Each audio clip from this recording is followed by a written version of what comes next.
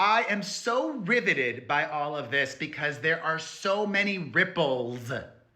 So many powerful and famous people are tied into this mess. Let me share with you the latest. Hello, my fam. It is Perez, the queen of all media, the original influencer, and your number one source for everything It Ends With Us saga. I can also now refer to myself as Blake Lively subpoena victim. ...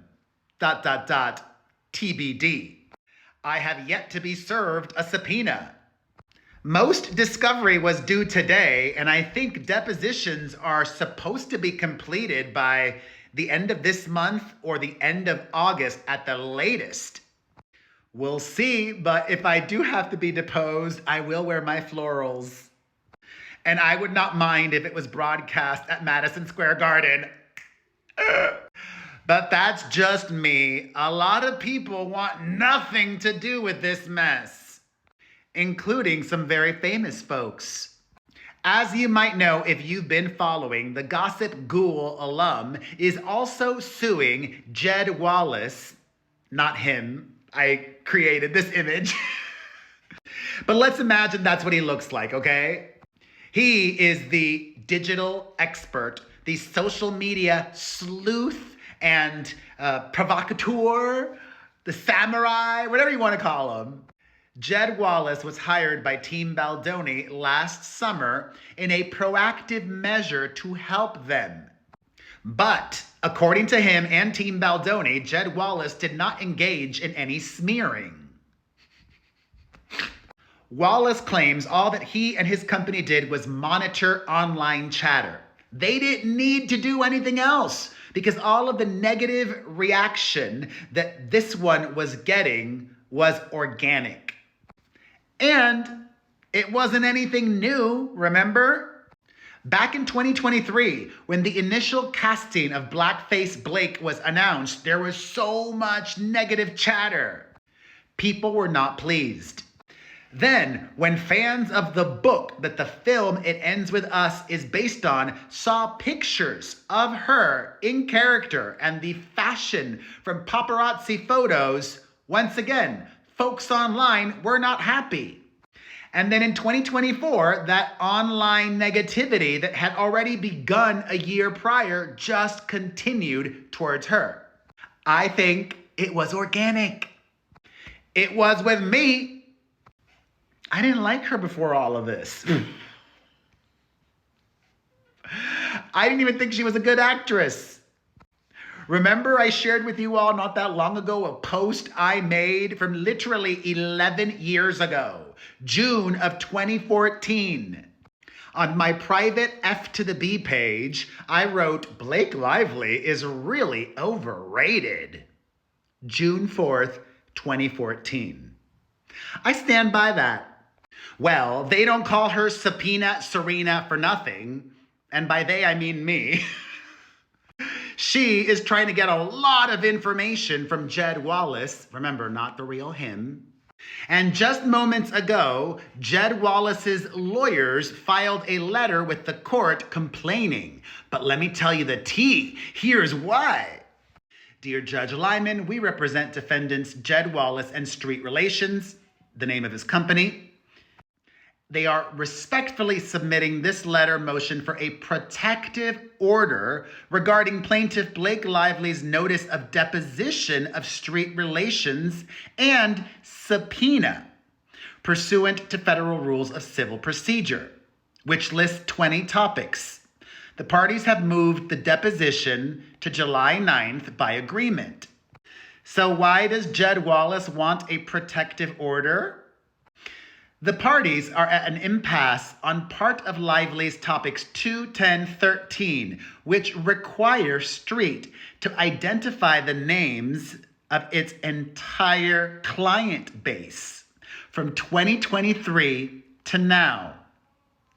Pause. Jed Wallace is concurrently also seeking a motion to be dismissed from her lawsuit. I've covered this before. Lack of jurisdiction, concurrent lawsuit in the state of Texas, which he filed first, right? And there's a law, and if I freaking forget the name of the law, but whoever files first, that's the venue. I could be summing that up incorrectly. Remember, I'm not a lawyer. I'm just a pretend one. Anyways, the footnote reads, that was my interpretation. This is what the footnote says. Street seeks this relief, the protective order, subject to its personal jurisdiction objections, recognizing this court's directive that it will participate in discovery while its motion to dismiss is pending. Get on that, Judge Lyman. We need a ruling. Anyways, she is seeking the names of his entire client base from 2023 to now. Street seeks protection from being required to identify those names. Why?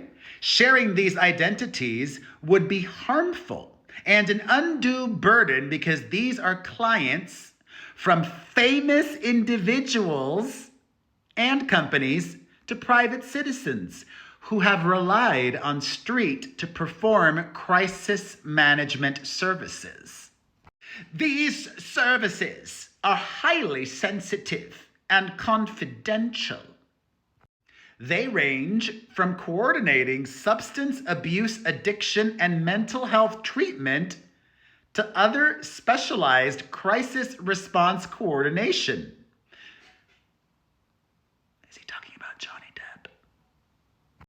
Street's clients rely on being able to seek help privately and without fear of disclosure.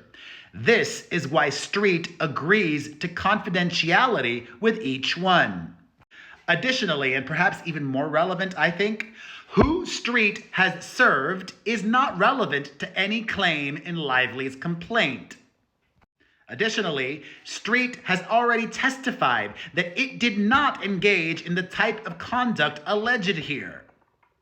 In our conferences about how this discovery could be relevant, Lively described it as part of her hope to find the existence of any pattern in the profile of customers, services, and online discourse surrounding such customers that can be directly connected to Street relations.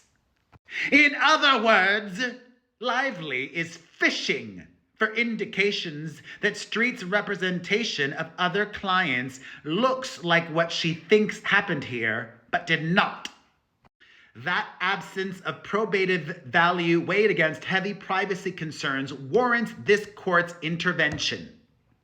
And given Lively's explanation, an attorney's eyes only designation is not sufficient because any disclosure would violate the trust that Street's clients have placed in it and would not shield those clients from future rounds of the type of far-reaching and public discovery employed by Lively to date. Additionally, Street has agreed to testify about the services it provides its clients. It just wants to keep who those clients are private. I think that's very fair. Additionally, Lively is only entitled to discovery relevant to any party's claim of defense. Who his clients are not relevant. And I agree. So they've taken it to the judge, and now we wait for his ruling. Additionally, congratulations to Dickpool. Ryan Reynolds was up in Canada today. I won't hold it against Canada. I love Canada. It is Canada Day. Happy Canada Day. He was among the Canadians today who received a very high honor, the highest civilian honor in Canada. He was invested into the Order of Canada today in Ottawa. Aw, congrats. Meanwhile, his wife was busy today. She dropped a new Betty Buzz commercial for her booze company. You know, she's selling liquor to people even though she doesn't drink. And she was extra busy planting, allegedly, stories about me being subpoenaed, even though I have not been subpoenaed yet. I can't wait, though. Can whoever subpoenas me come with the paparazzi so that, like, I can, get even more press out of it?